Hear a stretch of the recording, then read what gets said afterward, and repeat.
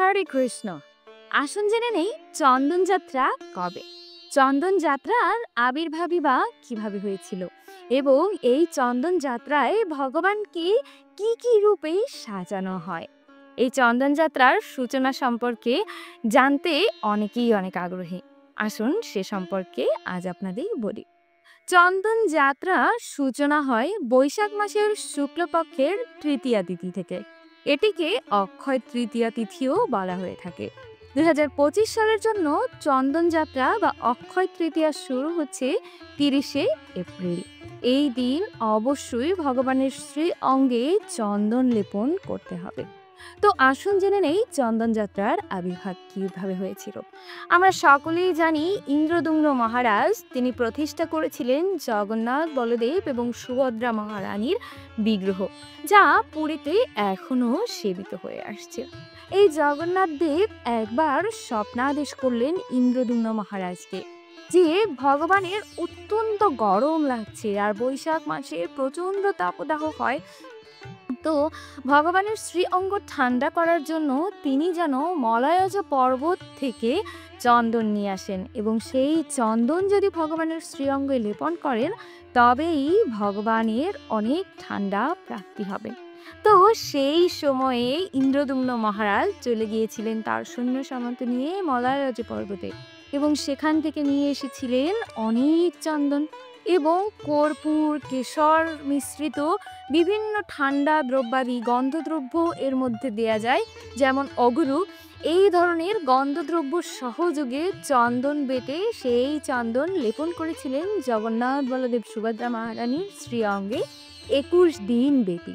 সেই থেকে আজ পর্যন্ত পুরীধাম সহ বিভিন্ন মন্দিরে এই চন্দন যাত্রা মহোৎসব পালিত হয়ে থাকে। এছাড়া চন্দন যাত্রা মহোৎসব বা এই মলয়জ চন্দন যে ভগবানের কত প্রিয় সে সম্পর্কিত আরেকটি লীলা মাধবেন্দ্র পুরীপাদের সাথেও ভগবান করেছিলেন, সে সম্পর্কেও আমি আপনাদেরকে বলছি। মাধবেন্দ্র পুরীপাদ ছিলেন চৈতন্য মহাপ্রভুর গুরুদেব। তিনি চৈতন্য মহাপ্রভুর গুরুদেব হওয়ার পরেও তিনি লাভ করেছিলেন চৈতন্য মহাপ্রভুর অহৈতুকী কৃপা।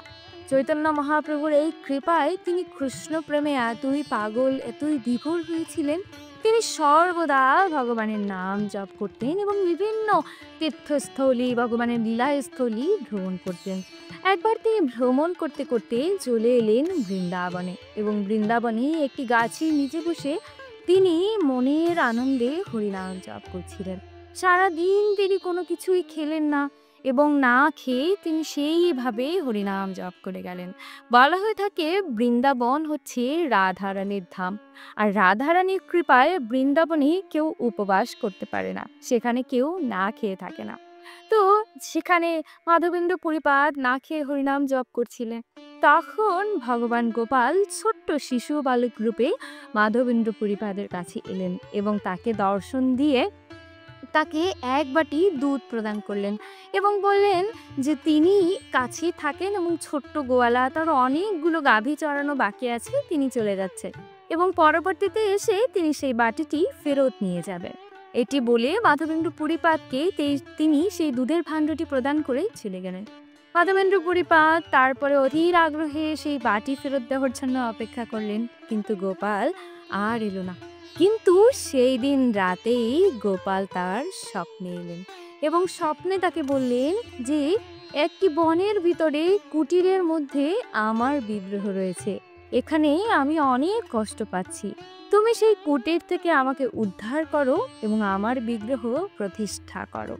এই স্বপ্ন থেকে মাধবেন্দ্র পুরীপাদ বুঝতে পারলেন যে স্বয়ং গোপালই এসেছিলেন তার কাছে। তিনি ক্রন্দন করতে লাগলেন এবং আশেপাশের লোকজন জড়ো করে সকলকে নিয়ে সেই কুটিরে গিয়ে সেই শ্রী গোপাল বিগ্রহ তিনি উদ্ধার করলেন এবং এই যে গিরি গোবর্ধনের চূড়ায় তিনি সেই গোপাল বিগ্রহ প্রতিষ্ঠা করলেন এবং হাজার কলসি জল দিয়ে তার অভিষেক করালেন। সে সম্পর্কিত অনেক সুন্দর লীলা রয়েছে। তো গোপাল বিগ্রহ প্রতিষ্ঠা করার পর সেখানে সেবা পূজা হতে থাকলো। তার ঠিক 2 বছর পর আবার গোপাল তার স্বপ্নে এলেন এবং তখন এসে তিনি তাকে বললেন যে এই পর্বতের চূড়ায় আমার অত্যন্ত গরম লাগছে, তুমি মলয়জ পর্বত থেকে আমার জন্য চন্দন নিয়ে এসে আমার শ্রী অঙ্গে লিপন করো। তখন মাধবেন্দ্র পুরীপাদ অত্যন্ত বয়স্ক বৃদ্ধ হয়ে গিয়েছিলেন, কিন্তু পুরীপাদের ভালোবাসার কতটা গভীরতা সেটির পরীক্ষাই গোপাল নিতে চেয়েছিলেন। এবং মাধবেন্দ্র পুরীও গোপালকে এতই ভালোবাসতেন যে তিনি তার স্বপ্নাদেশ পাওয়া মাত্রই ছুটলেন মলয়জ চন্দন নিয়ে আসার জন্য। কিন্তু সেই যে নীলগিরি পর্বতে তিনি যাবেন, এখনকার মতো যোগাযোগ ব্যবস্থা তখন ছিল না, তাকে হেঁটেই যেতে হয়েছিল। তো যেতে যেতে যেতে যেতে তিনি রেমুনায় এসে পৌঁছালেন এবং সেখানে তিনি একটু বিশ্রাম নেওয়ার জন্য অপেক্ষা করলেন। আর সেখানেই তিনি দেখতে পেলেন গোপীনাথ বিগ্রহ। গোপীনাথ বিগ্রহকে দর্শন করে তিনি আনন্দে আত্মহারা হয়ে গেলেন এবং গোপীনাথ গোপীনাথ বলে তিনি ক্রন্দন করতে লাগলেন। এবং তিনি দেখলেন যে গোপীনাথকে ভোগ দেওয়া হচ্ছে অত্যন্ত সুস্বাদু প্রসাদ, এবং সেইখানের গোপীনাথের আরও একটি বিশেষ প্রসাদ ছিল ক্ষীর। এবং সেই ধরনের ক্ষীর আর কোথাও তৈরি হতো না, এবং সেমন স্বাদ আর কোথাও পাওয়া যেত না। গোপীনাথের 3 বেলার ভোগেই সেই সেই ক্ষীর প্রদান করা হতো। তো এরপরে মাধবেন্দ্র পুরীপাদ ভাবলেন যে আমি যদি কোনোভাবে এই ক্ষীর একটু আস্বাদন করে দেখতে পারতাম, তবে আমি বুঝতে পারতাম যে এই ক্ষীরের স্বাদ কেমন, এবং আমি সেই রকম ক্ষীর আমার গোপালকেও তৈরি করে দিতে পারতাম। এটি ভাবার সাথে সাথে তিনি আবার শ্রী বিষ্ণু করলেন এবং তিনি বললেন যে ছি ছি, ভগবানকে প্রদান করার আগেই আমি সেটি পাওয়ার জন্য আশা করেছি, আমার মন কত খারাপ। এটি ভেবে তিনি সেখান থেকে চলে গেলেন এবং চলে গিয়ে তিনি একটি বাজারের ভিতরে আশ্রয় গ্রহণ করলেন। আর মন্দিরে থাকার মতো তার আর ইচ্ছে হলো না, তিনি অত্যন্ত লজ্জা বোধ করলেন। কিন্তু তার মনের ইচ্ছা সেই গোপীনাথ বুঝতে পারলেন এবং সেই গোপীনাথ মাধবেন্দ্র পুরীপাদের জন্য একটি ক্ষীর ভাণ্ড লুকিয়ে রেখেছিলেন। এবং পরবর্তীতে তিনি সেই মন্দিরের যে পূজারী তাকে স্বপ্নে দেখালেন যে আমি মাধবেন্দ্রপুরীর জন্য ক্ষীর লুকিয়ে রেখেছি, তুমি সেটি মাধবেন্দ্রপুরীকে প্রদান করো, তিনি বাজারের ভিতরে আছেন। এবং সেই স্বপ্নদাস পেয়েই যে সেই পূজারী ছিলেন তিনি তৎক্ষণাৎ দেখলেন গোপীনাথের উত্তরীয়র নিচেই একটি ক্ষীরের ভাণ্ড লুকানো আছে। সেই ক্ষীরের ভাণ্ড নিয়ে তিনি মাধবেন্দ্র পুরীপাদের কাছে গেলেন এবং তাকে পুরো ঘটনা বর্ণনা করলেন এবং সেটি প্রদান করলেন। মাধবেন্দ্র পুরীপাদ অত্যন্ত খুশিও হলেন, আবার লজ্জিতও হলেন। এবং আমরা যেখানে চাই যে পূজা প্রতিষ্ঠা আমার নামে জয় জয়কার হোক, আমি ভাইরাল হয়ে যাই, কিন্তু মাধবেন্দ্র পুরীপাদ সেই ভাইরাল হতে চাননি। তিনি যে তাকে সবাই চিনে ফেলবে, সকলে জেনে ফেলবে যে তিনি হচ্ছেন তার জন্য গোপীনাথ ক্ষীর চুরি করে রেখেছেন, তার প্রতিষ্ঠা হবে, এই ভয়ে তিনি তৎক্ষণাৎ সেখান থেকে পালিয়ে গিয়েছিলেন। তবে সেই বিগ্রহের এই লীলা দিকে দিকে ছড়িয়ে পড়েছিল এবং সেখান থেকেই তার নাম হয়েছিল ক্ষীরচোরা গোপীনাথ। এরপরে মাধবেন্দ্র পুরীপাদ আবার চলতে লাগলেন, চলতে চলতে চলতে চলতে এক সময় তিনি এসে উপস্থিত হলেন সেই জগন্নাথ পুরীতে এবং সেখানে গিয়ে তিনি রাজাকে জানালেন তার স্বপ্নাদেশের কথা। এবং রাজাও অত্যন্ত খুশি হলেন। খুশি হওয়ার সাথে সাথেই তিনি 1 মণ চন্দন মলয়জ পর্বত থেকে আনলেন এবং 20 তোলা কর্পূরও তাকে প্রদান করলেন। কিন্তু মাধবেন্দ্র পুরীপাদ এতই বয়োবৃদ্ধ হয়ে গিয়েছিলেন যে তার পক্ষে এই 1 মণ চন্দন এবং 20 তোলা কর্পূর বহন করে বৃন্দাবনে নিয়ে আসা সহজসাধ্য ছিল না। এজন্য সেই মহারাজ তার সাথে 2 জন রক্ষীও পাঠালেন।